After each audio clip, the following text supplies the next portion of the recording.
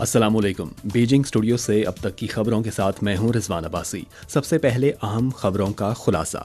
She Jinping का आबनाए Taiwan cross strait entrepreneurs summit 2023 की 10वीं सालगिरह के सालाना इजलास के नाम मुबारकबाद का खत।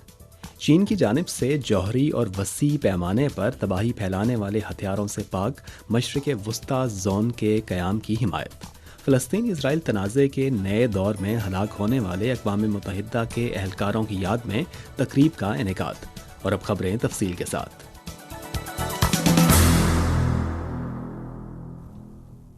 CPC की मरकज़ी कमेटी के जनरल सेक्रेटरी और चीन के सदर मुमलिकत शी जिनपिंग ने 14 तारीख को 2023 क्रॉस स्ट्रीट एंटरप्रेन्योर्स समिट की 10वीं सालगिरह के सालाना इजलास के नाम मुबारकबाद का ख़त भेजा। शी जिनपिंग ने इस बात की निशानदही की कि आबनाए ताइवान के दोनों अतराफ़ की मईशतें चीनी कौमी मईशत से ताल्लुक़ रखती हैं और आबनाए ताइवान के दोनों जानिब के हमवतनों का ताल्लुक़ हम नसीब मुआशरे से है। क्रॉस स्ट्रीट एंटरप्रेन्योर्स समिट दोनों अतराफ़ की एंटरप्राइजेज़ और कारोबारी अफराद के दरमियान तबादले और ताउन का एक अहम प्लेटफॉर्म है। इसने क्रॉस स्ट्रीट इक़्तिसादी ताउन को फ़रोग़ देने और मरबूत तरक्की को गहरा करने में अहम किरदार अदा किया है।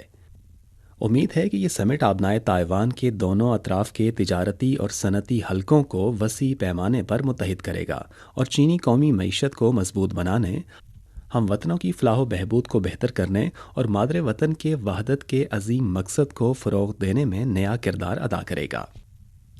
शी जिनपिंग ने इस बात पर जोर दिया कि चीनी कौम की नशत सानिया का अदराक अपनाए पार इक़्तिसादी ताउन के लिए वसी जगह खोलेगा और चीनी कौम की नशत सानिया के लिए आबनाए ताइवान के दोनों अतराफ़ के हम वतनों की मुश्तरका कोशिशों की ज़रूरत है। हम दोनों अतराफ़ के इक़्तिसादी तबादलों और ताउन को फ़रोग़ देने, तमाम शोबों में मरबूत तरक्की को मज़ीद गहरा करने, ताइवान के हमवतनों की फलाह बहबूद को बेहतर बनाने वाले निज़ाम और पॉलिसियों को बेहतर बनाने और ताइवान के हमवतनों और कारोबारी इदारों को इसमें ज़म होने में मदद के लिए काम जारी रखेंगे। उम्मीद है कि आबनाए ताइवान के दोनों अतराफ़ के कारोबारी अफराद तारीख़ के उमूमी रुझान को समझेंगे, वक्त की ज़िम्मेदारियों को बहादुरी से निभाएंगे, मुश्तरका तौर पर पुरअमन तरक्की और आबनाए पार ताल्लुकात की मरबूत तरक्की को फ़रोग़ देंगे और मुश्तरका तौर पर मादरे वतन के इत्तेहाद और कौमी तजदीद का अजीम तारीख़ी बाब तख्लीक करेंगे। 2023 क्रॉस स्ट्रीट एंटरप्रेन्योर्स समिट का 10वां सालाना इजलास नए पैटर्न में मरबूत तरक्की और आला मयार की तरक्की के मौजू के साथ 14 तारीख को नानजिंग जियांगसू सूबे में शुरू हुआ। अमरीकी सदर जो बाइडन की दावत पर 14 से 17 नवंबर तक चीनी सदर शी जिनपिंग सैन फ्रांसिस्को जाएंगे, जहां वो सदर बाइडन से मुलाकात करेंगे और एपेक रहनुमाओं के 30वें गैर रस्मी इजलास में शिरकत करेंगे। चाइना मीडिया ग्रुप का फॉरवर्ड रिपोर्टिंग सेंटर फाल कर दिया गया है और रिपोर्टिंग की सारी तैयारियां मुकम्मल हो चुकी हैं। मुकालमे के ज़राए को वुसअत देने और दोनों ममालिक के अवाम के दरमियान अफ़ाम व तफ़हीम और एतमाद को फ़रोग़ देने के लिए CMG अमरीका में मुतअद्दिद चीन अमरीका दोस्ताना तबादलों की सरगर्मियों का इनेकाद करेगा, जिनमें चीन अमरीका अवामी तबादले के दोस्ताना मुकालमे भी शामिल हैं। कॉन्फ्रेंस की ताज़ा तरीन पेशरफ्त को आलमी सामीन को बर वक्त रिपोर्ट करने के लिए CMG ने इंडोर स्टूडियो के अलावा दो तरफ़ा मुज़ाकरात के मरकज़ी इलाके में एक नया आउटडोर स्टूडियो एरिया भी कायम किया है। 9 नवंबर से चीन और अमरीका के माबैन बराह रास्त शेड्यूल मुसाफिर परवाज़ों की तादाद को 2023-24 के मौसम सरमा बहार के लिए हफ्तावार 70 परवाज़ों तक बढ़ा दिया गया है। हर एयरलाइन हफ्तावार 35 परवाज़ें ऑपरेट करेगी। 13 तारीख की शाम को इजाफी परवाज़ों के नए दौर की पहली परवाज़ ने बीजिंग के हवाई अड्डे से उड़ान भरी। चीन और अमरीका के दरमियान बराह रास्त परवाज़ों की बतदरीज बहाली के साथ मार्केट सप्लाई में इजाफा जारी रहेगा और फ़ज़ाई टिकटों की कीमत भी साल के आगाज़ के मुकाबले में तेज़ी से गिर जाएगी। इसके साथ ही पूरी मार्केट की तलब में भी इजाफा होगा और ज़्यादा से ज़्यादा सयाह अपने दोस्त अहबाब से मिलने के लिए सफ़र का इंतखाब करेंगे, जिससे चीन और अमरीका के दरमियान ज़्यादा से ज़्यादा अफरादी तबादले फ़रोग़ पाएंगे।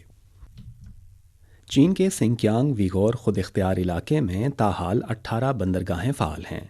यूं सिंकियांग एशिया और यूरोप के दरमियान सुनहरी चैनल और मगरिब के लिए खुलेपन का एक पुल बनने के लिए मेहनत कर रहा है। खरगोश बंदरगाह ऑटोमोबाइल बरामदात के लिए चीन की सबसे बड़ी ज़मीनी बंदरगाह बन चुकी है। الاشنکاؤ بندرگاہ سے 112 چین یورپ مال بردار ٹرینیں گزرتی ہیں جو 21 ممالک تک پہنچتی ہیں۔ 80 مال بردار ٹرینیں خورگوس بندرگاہ سے گزرتی ہیں جو 18 ممالک اور 45 شہروں اور خطوں تک پہنچتی ہیں۔ ارمچی کسٹمز کے اعداد و شمار کے مطابق رواں سال جنوری سے اکتوبر تک سنکیانگ کی بندرگاہوں سے درآمدات اور برآمدات کی کل مالیت 779.12 بلین یوان رہی، جو سال بسال 24.3% اضافہ ہے، اور درآمدات اور برآمدات کا حجم ایک ریکارڈ بلندی پر پہنچ چکا ہے۔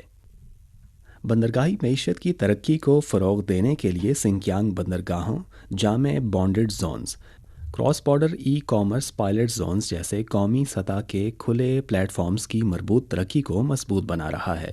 اس وقت اہم بندرگاہوں پر انحصار کرتے ہوئے سنکیانگ نے 4 جامع بانڈڈ زونز قائم کیے ہیں جو غیر ملکی تجارت کو مزید فروغ دیں گے۔